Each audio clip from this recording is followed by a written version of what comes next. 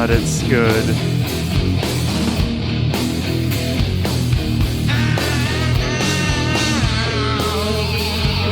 Hello friends, welcome back to the channel. My name is Sohum and I'm on a mission to spread peace, love, and positivity through music. Today I'll be doing a double reaction to Would, followed by And It Ain't Like That. This is a live performance and I'm always excited to hear Lane sing live. I think he just has a phenomenal voice. The way it rips apart gets me every single time, so I'm excited to check it out. A big thank you to William, whose generous support and request made this reaction possible. And now, let's jump into this. We have camera speed marker. Action! Curious to hear the live version of Would. Oh my god. Oh, that bass in this mix.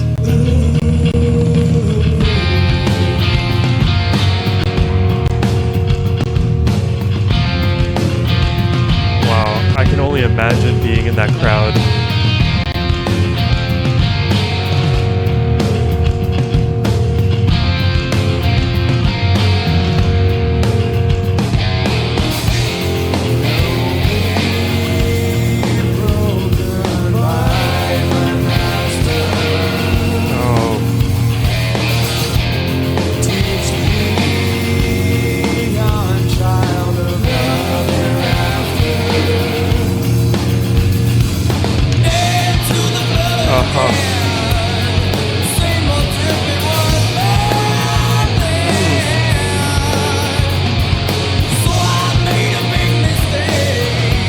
Lane, go.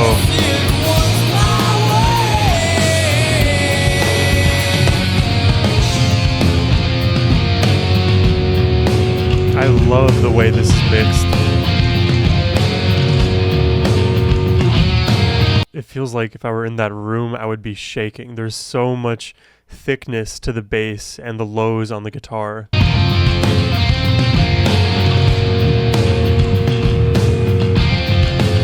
It's almost like one of those jungle beats.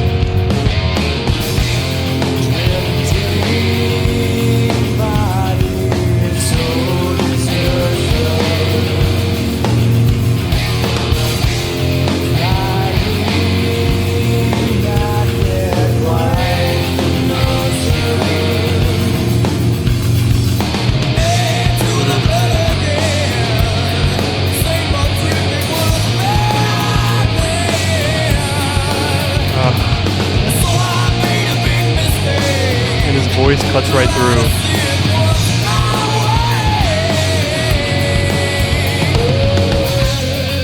Oh, I love that melody.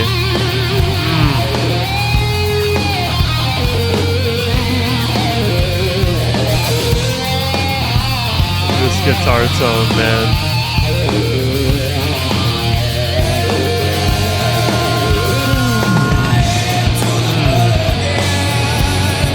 I love how Lane's voice is just like slowly creeping up through the mix and then hits right on the one.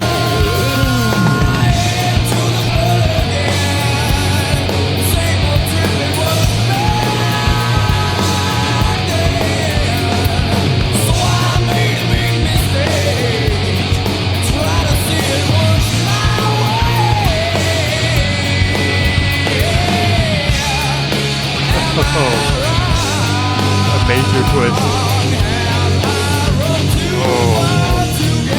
Oh, it's darker now.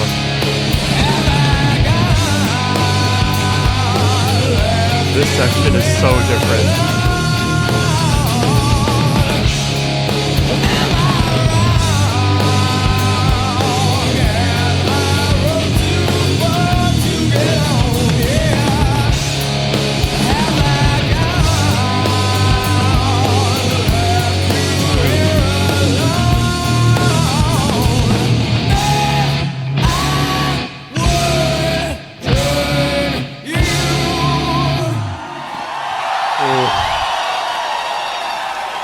Oh my god. See, the breakdown section in Would, like to end it off, it always comes as a surprise to me because the chord progression at the end changes completely from what we hear throughout the entire track.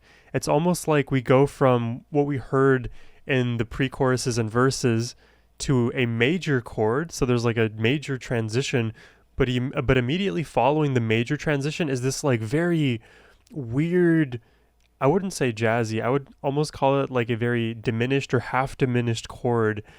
And the melody, the vocal melody Lane is singing on top of that leaves you like in this weird, perplexed, anxious, kind of angsty state is what I feel. It's a really interesting chord progression, and leave it to the grunge genre to come up with new chord progressions that you pretty much have never heard before. Because pop music, right, you have your typical 80% of songs have the same 4 chords, and it's not bad, but it's not as creative as something like this. All right, so that was Wood. I guess the next track right away will be It Ain't Like That. Let's check it out. Hey there, quick interruption. If you're enjoying the reaction, hit that subscribe button, and if you'd like to request one yourselves, hit the link down below. Now, back to the video.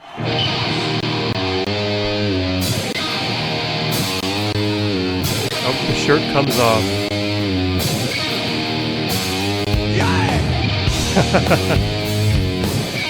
I see a career in the NBA brewing.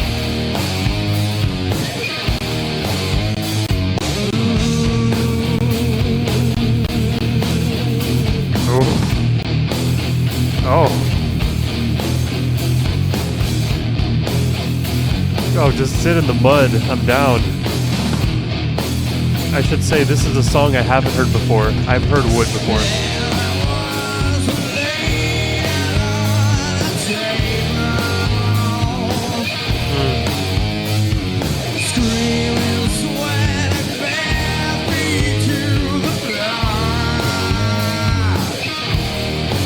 Love that scream.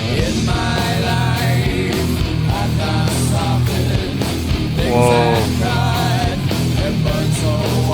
What a weird harmony.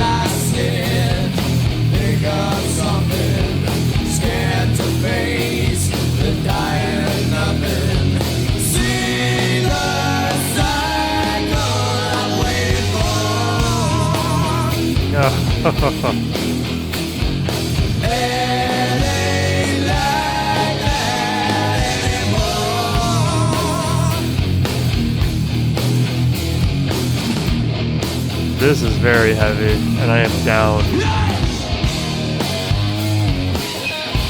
The riff kind of reminds me of a Gojira riff. I'm forgetting which track it was. It may have been The Way of All Flesh. That's what I want to say, The Way of All Flesh. And I don't know if any of you Alice in Chains fans listen to Gojira. I'd be very curious to know what your opinions are on them. I tend to like Gojira a lot.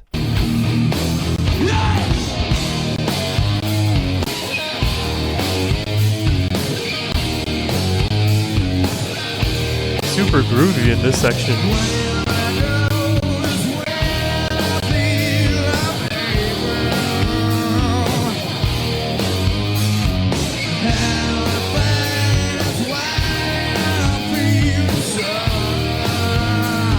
I'm just vibing out now. In my mind, not forgotten, feel as though a tooth were rotten behind the smile, a tongue that's slipping, buzzards cry, when flesh is gripping. See the cycle I'm waiting for. I'm curious, leave it in the comments as well. When you hear the harmony, is your brain focusing on the higher part of the harmony, the lower part, or does it compute both of them at the same time as one stacked harmonic frequency? I feel like my brain focuses more on the high in this harmony, but I'm curious what you think.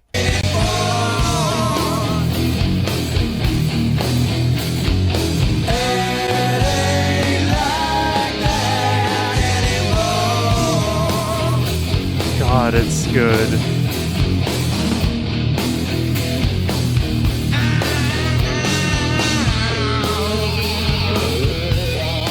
Oh.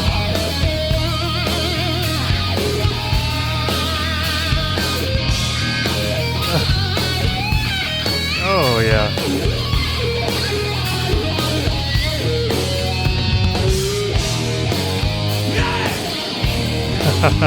He really is the NBA logo, I swear.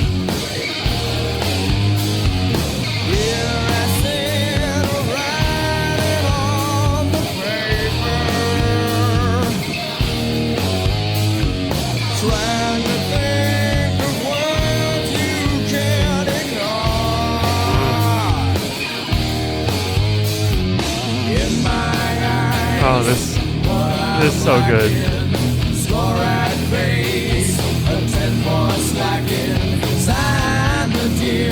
Whoa, that's different.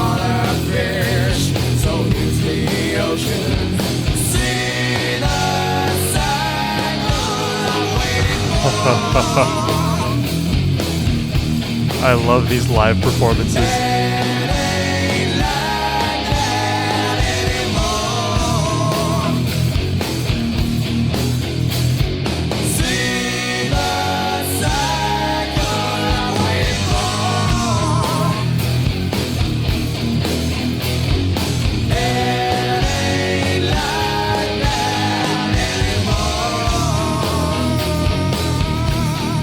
God.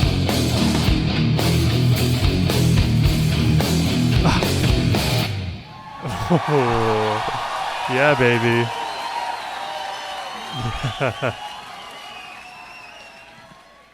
I feel like my head definitely did not stop bobbing for the second track. It was just non-stop chugging on the lows of that guitar. Really groovy, really catchy riffs. And I love how he had that like it almost sounds like a pick scrape, but it's more of like a rake. So there's like pick scraping, which would be like dragging your guitar pick across the strings on your guitar, and then there's a rake, which is almost like a muted sweep pick, basically. If you're not a guitarist, don't worry about that. All you have to know is that when it sounds like glass is shattering a little bit with the overdriven guitar, that's what the rake is. Really, really like Alice in Chains live. And if I had to compare now the Wood studio version to this live performance that we first heard, I definitely would say I prefer the live. And I don't know if that's a controversial statement to make. I don't know. Let me know what you guys think. Which version did you prefer? And the reason I prefer the live is because I can just imagine being in that crowd, hearing how heavy the guitars are, the basses, the drums are, and then of course Lane's voice pierces through that whole mix. It must be a profound experience. And then of course It Ain't Like That just sends your head into a tailspin with the amount of headbanging. And this is a random kind of random comment I'm making, but back in junior high there would be like school mixers and dances, and one of the rules they actually had for these mixers was you are not allowed to headbang more than like, it was probably something like 75, 60 degrees, something like that. And at the time I didn't know why. I just thought it was their hatred for metal music. I think it's just because if you headbang too much, you could like throw out your spine or cause some kind of vertebrae injury. I'm no scientist like that, but yeah, I'm willing to risk it when it comes to Alice in Chains. I really enjoyed this one, guys. Subscribe if you liked my reaction, and if you'd like to request one yourselves, hit the link down below. And as always, my friends, have a wonderful rest of your day. Take care, and peace.